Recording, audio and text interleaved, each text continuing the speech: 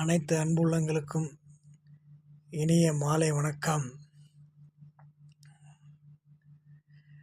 நல்லதே நினைப்போம், நல்லதே நடக்கும். தற்பொழுது நமது கழகத்திலிருந்து முன்னாள் எம்எல்ஏக்கள், முன்னாள் மந்திரிகள் எல்லோரும் ஒரு புதிய கட்சிக்கு சென்று கொண்டிருக்கிறார்கள். மாய வலையில் விழுந்து விட்டார்கள். அதுதான் உண்மை. இவர்களெல்லாம் கட்சிக்கு விசுவாசமாக இருந்தார்களா என்பது ஒரு கேள்விக்குறியாக தான் இருக்கிறது. ஒரு கட்சி ஆட்சியில் இருக்கும் பொழுது அதற்கு ஆதரவாக இருப்பது என்பது வேறு. ஆட்சியில் இல்லாத பொழுது நாம் எப்படி அதை பாதுகாக்கிறோம் என்பது தான் முக்கியம். பல சோதனைகள் ஏற்பட்ட போதும் தொண்டர்கள் எப்பொழுதுமே கட்சியிலிருந்து விலக மாட்டார்கள். இதுதான் உண்மை. 1972 கிட்டத்தட்ட ஒரு 50 வருடத்திற்கு மேலாக இந்த இயக்கத்துக்காக நாங்கள் எல்லோரும் இருந்து கொண்டு தான் இருக்கிறோம். எத்தனை சோதனைகள் வந்தாலும் இயக்கத்தை விட்டு நாங்கள் யாரும் மாற மாட்டோம். கடைசி மூச்சு உள்ளவரை அனைத்து இந்திய அண்ணா திராவிட முன்னேற்ற கழகத்தில் தான் இருப்போம். நாங்கள் எல்லோருமே புரட்சி தலைவருடைய விசுவாசிகள். நினைத்து பார்க்க வேண்டும். நன்றி மறப்பது நன்றல்ல, அன்றே மறப்பது நன்று. என்றன்றி கொன்றார்க்கு உய்வுண்டாம் உய்வுள்ள செய் நன்றி கொண்டார் மகருக்கு என்று வள்ளுவர் சொல்லியிருக்கிறார். எப்படி நீங்கள்லாம் இந்த கட்சி விட்டு போகிறீங்கன்னு ரொம்ப இதுவாக இருக்குது. இந்த கட்சியினுடைய அடையாளம் இல்லைன்னா நீங்கள்லாம் உங்கள் பேரெல்லாம் வெளியில் தெரியுமா? ரொம்ப கேவலமான சூழ்நிலையில் இருக்கிறது. ஒரு மாய வலையில் விழுந்து விட்டீர்கள். காலம் பதில் சொல்லும் கண்டிப்பாக. அதனால் தொண்டர்கள் எல்லோருமே தன்னம்பிக்கையுடனும் தைரியத்துடனும் இருங்கள். இந்த காலகட்டங்கள் நமக்கு சோதனையான காலம். ஆனால் இதிலிருந்து வெகு விரைவில் 2027 கண்டிப்பாக நமது கழகம் ஆட்சி அமைக்கும். இது உறுதி. புரட்சி தலைவருடைய ஆன்மாவும் புரட்சி தலைவருடைய ஆன்மாவும் மக்களை பார்த்து கொண்டு தான் இருக்கின்றன. இது ஆன்மீக அன்பர்களுக்கு தெரியும். இறைவன் ஒருவன் இருக்கின்றான். அண்ணன் எடப்பாடியார் அவர்கள் நல்லா நினச்சி பார்க்கணும். அவர் ஒரே ஒரு ஆள் 234 தொகுதிக்கும் போய் பிரச்சாரம் பண்ணி இந்த 47 சீட்டை ஜெயிக்கிறதுக்காக அவர் கஷ்டப்பட்டார். நீங்கள்லாம் உங்கள் தொகுதியில் நல்லது செஞ்சுருந்தால் கண்டிப்பாக ஜெயிச்சிருக்கலாம்.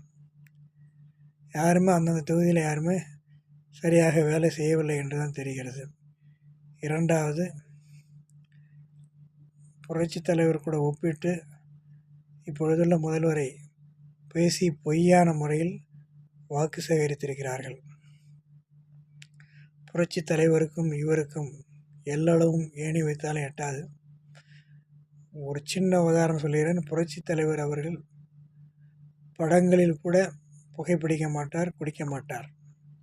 தன்னுடைய தொண்டன் அது மாதிரி ஆகிவிடக்கூடாது என்பதை உறுதியாக இருப்பார்.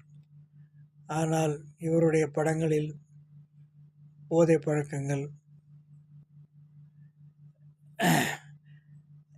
காலத்துக்கு ஏற்றவாறு எல்லாம் இருந்தன என்பது மக்களுக்கு தெரியும்.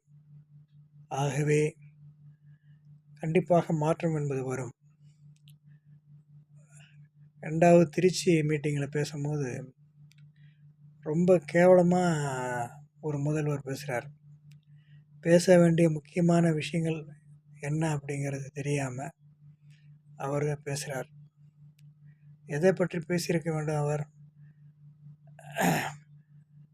நன்றி தெரிவிக்கிற கூட்டத்தில் இந்த மாதிரி தமிழ்நாட்டில் இந்த மாதிரி குற்றங்கள் நடந்து கொண்டு இருக்குன்னா இன்னும் சிறிது காலத்துக்குள்ளே எல்லாவற்றையும் நாங்கள் சரி பண்ணி விடுவோம் என்று சொல்லணும்.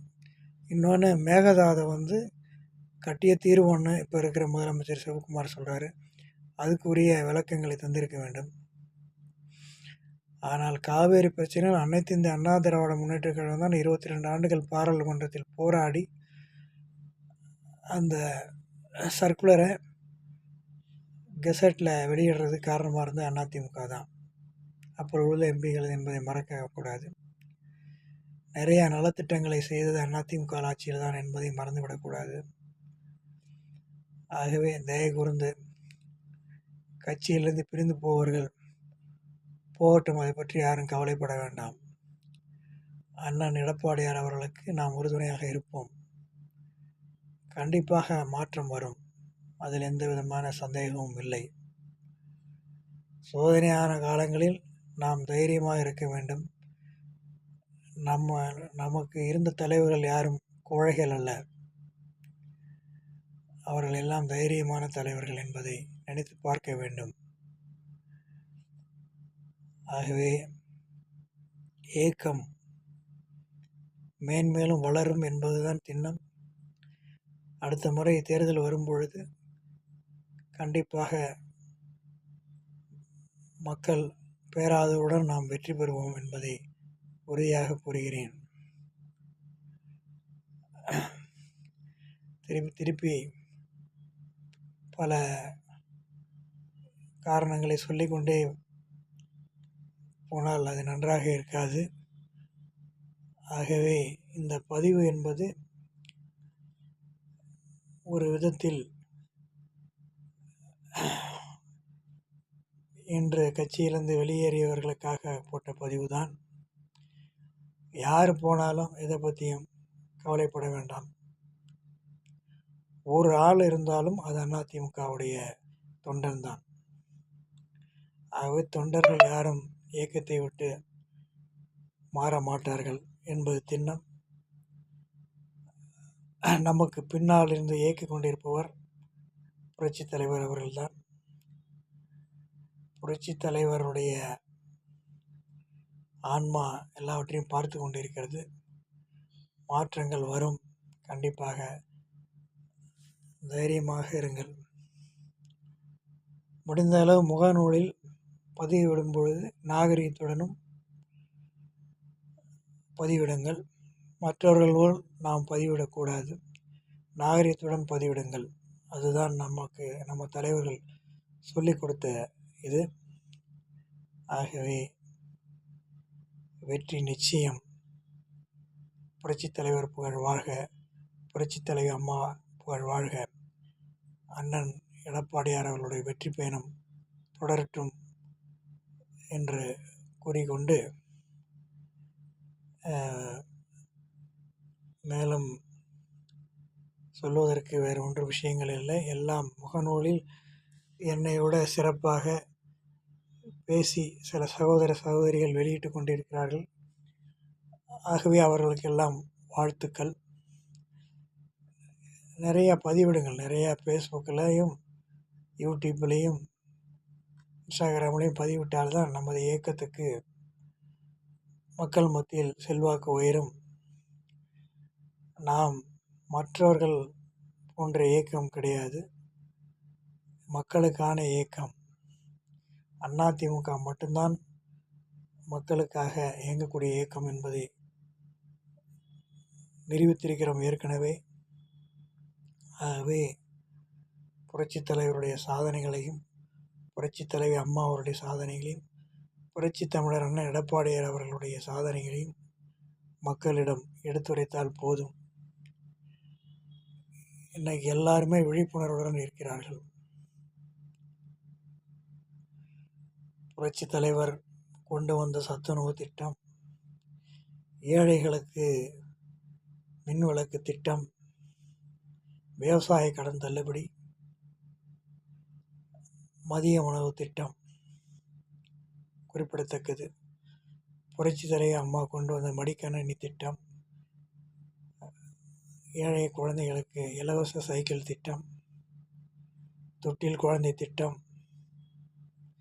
இந்த தொட்டில் குழந்தை திட்டத்தில் போட்டதுனால நிறையா குழந்தைகள் இப்பொழுது பெரிய லெவலில் நல்ல லெவலில் ஆஃபீஸர்ஸ் கூட இருக்கிறாங்க.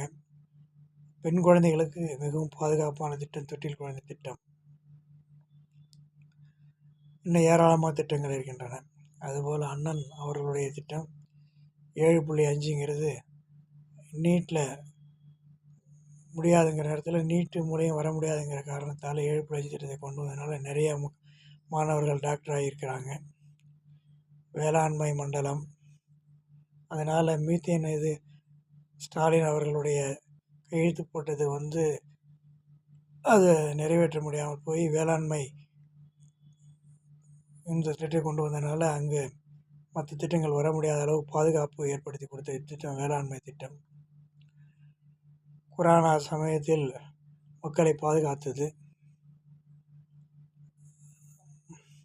அது மாதிரி ஏராளமான திட்டங்கள் இருக்கின்றன.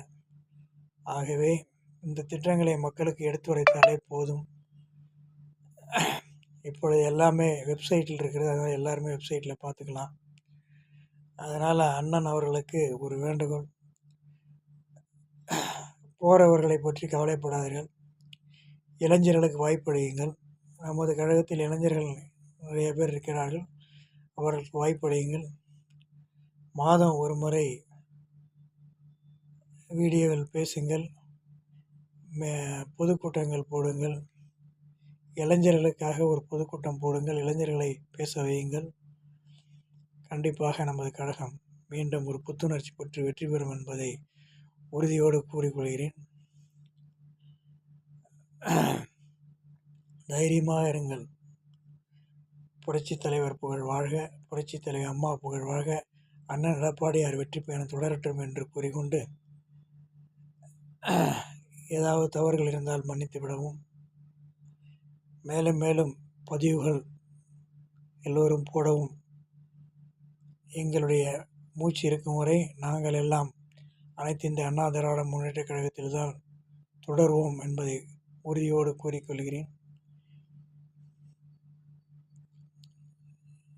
எத்தனை நடிகர்கள் வந்தாலும், எத்தனை பேர்கள் வந்தாலும், ஒரே தலைவர் புரட்சித் தலைவர் ஒருவர் தான். அவரை தயவு கூர்ந்து யாருடனும் ஒப்பிடாதீர்கள். அவர்களுடைய கால் தூசிக்கு யாரும் பெருமானம் ஆக மாட்டார்கள். ஆகவே எங்களுடைய தலைவர் புரட்சித் தலைவர் வழியில் தான் நாங்கள் செல்வோம். கண்டிப்பாக 2027 அனைத்து இந்திய அண்ணா திராவிட முன்னேற்றக் கழகம் ஆட்சி மலரும் என்பதை உறுதியோடு கூடிக்கொண்டு விடைபெறுகிறேன். நன்றி, வணக்கம்.